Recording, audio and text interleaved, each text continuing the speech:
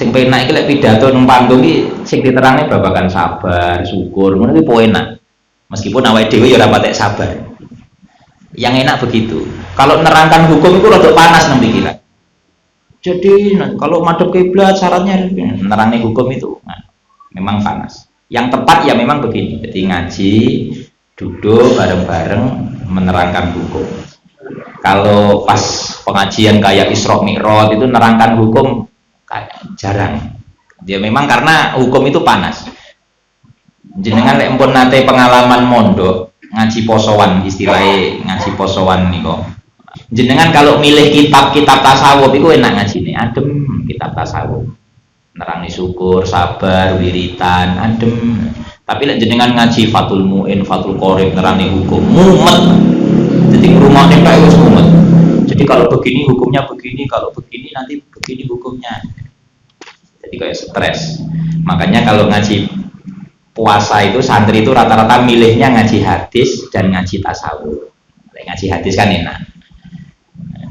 Ngaji tasawuf. Kalau ngaji fikih itu biasanya dibuat di selain Ramadan. Itu biasanya begitu. Karena pusing. Sampai kadang akhirnya orang-orang tua itu males bahas hukum. Wis kados jenengan-jenengan sing sepuh-sepuhan iki kalau ngaji hukum biasanya males. Karena wis pikirane ra ngono. Mikir jerus aras-arasen. Asik urusane cah nom-nom malah ngono kadang. Padahal itu penting. Tugas Nabi itu wa yu'allimukumul kitaba wal hikmah. Jadi mengajarkan isi kitab Quran tapi juga mengajarkan hukum. Nah, ini penting. Jadi bahas hukum itu penting. Nah, ini saya itu penting. Makanya saya itu sampai sekarang kasusnya Nabi Khidir dengan Nabi Musa yang itu loh, suruh sampai 3 kali Nabi Musa nggak lolos gitu. Ada anak kecil dibunuh, itu kasus perjalanan sampai Nabi Musa mengeluh, laqad laki namin safarina hadza nasoba. Saya sungguh menemukan kesulitan dalam musafir saya bersama Nabi Khidir. Jadi itu, tapi meskipun Nabi Musa mengeluh seperti itu ternyata dalam tafsir itu yang dipuji-puji justru Nabi Musa, karena beliau masih berpegang hukum. Ya Nabi Khidir kan nggak berpegang hukum, kelasnya kelas tasawuf, ngerti sak jeruning winarah, istilahnya makrifat. Jadi tahu ini anak kecil ini nanti kalau dewasa dia jadi kafir, mumpung urung gede jadi kafir, kecil pateni wae. Nah itu syariat ya tetap nggak boleh.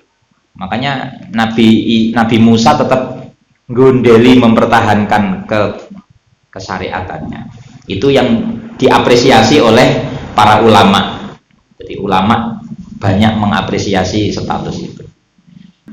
Terus wayu alimu lan mulang sinten rasul kum ing sira kabeh mak ing perkara lam takunu kang ora ana sapa sira kabeh iku taklamuna padha weruh sapa sira kabeh. Nah ini yang terakhir, Nabi itu mengajarkan apa yang kalian tidak tahu di selain yang di Quran tadi. Nah ini dalam tafsirnya nih, tak bacakan nih. Dalam tafsirnya itu nah ini wa yu'allimukumul kitab. Rasul itu disuruh untuk mengajarkan kitab Quran. Itu saking enaknya kitab Quran itu mudah dihafal. Nih, buktinya kan banyak yang hafal Quran. Napa meneh sakniki kuatah orang-orang sekarang hafal Quran. Lah itu menunjukkan memang Quran itu redaksinya mudah dihafal. Lah itu memang tafsirannya wa yu'allimukumul kitab ya begitu. Nabi mengajarkan kitab Quran itu saking enaknya kitab itu sampai bisa dihafalkan. Nah itu sampai ini dalam hadis diterangkan, ini hadis Isra Mi'raj ini Pak, ini pas Rejab ini.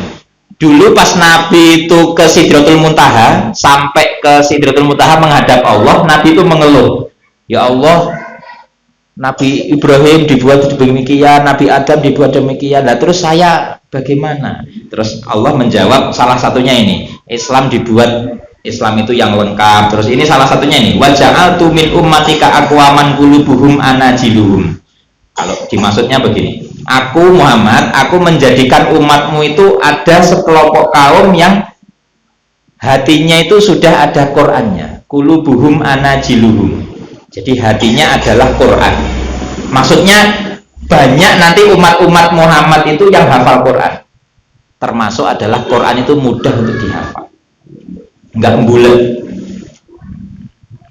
Fadkuruni adkurkum. Fadkuruni. Ini bahkan sampai Sayyidina Ali begini. Sayyidina Ali itu lau aradtu an ukiro minal fatihah hamlu sab'ina ba'iron la fa'altu. Kata Sayyidina Ali, andai aku ingin mentafsiri Fatihah, menjelaskan isi Fatihah, sampai nanti tulisannya itu dibawa oleh 70 unta, la fa'altu, aku bisa melakukan itu. Berarti Fatihah itu Pak, ternyata kandungan makna yang di dalamnya itu ternyata luas sekali. Berarti masih banyak yang belum kita ketahui.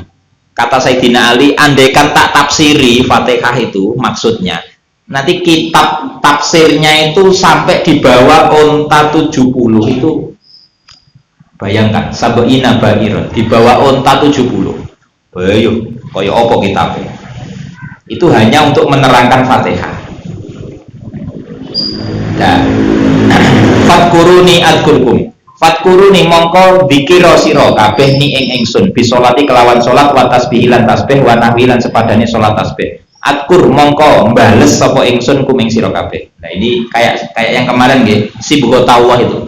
Ini dalam apa? Dalam balaghah ilmu sastra ini namanya badek musyakalah. Badek musyakalah itu ya ini contohnya, fadkuruni adkurkum. Ingatlah padaku, maka aku akan ingat kamu. Maksudnya bukan aku ingat kamu, tapi maksudnya aku akan membalas kamu. Nanti kalau dibahasakan aku akan ingat kamu, oh berarti selama ini Allah nggak ingat kita. Pemahamannya begitu nanti, bahaya. Salah ini. Ingatlah kamu kepadaku, maka aku akan ingat kamu. Lah terus kok mikirin, oh berarti pas kita nggak ingat Allah, berarti Allah nggak ingat kita. Loh masa Allah kok nggak ingat kita? Aneh. Siapa yang ngatur nafas? Yang membuat kita hidup siapa? Setiap hari kita hidup ini, dikelola hidupnya, semuanya Allah ini yang mengendalikan. Nah, makanya memahami ayatnya harus pakai sastra. Jangan dipahami, ingatlah padaku, maka aku akan ingat kamu. Jangan begitu. Tapi, ingatlah padaku, maka akan aku balas. Maksudnya balas itu kayak pahala. Nah, ya, itu ayat fadkuruni adkurkum. Nah, jadi ingatlah padaku maka akan aku balas.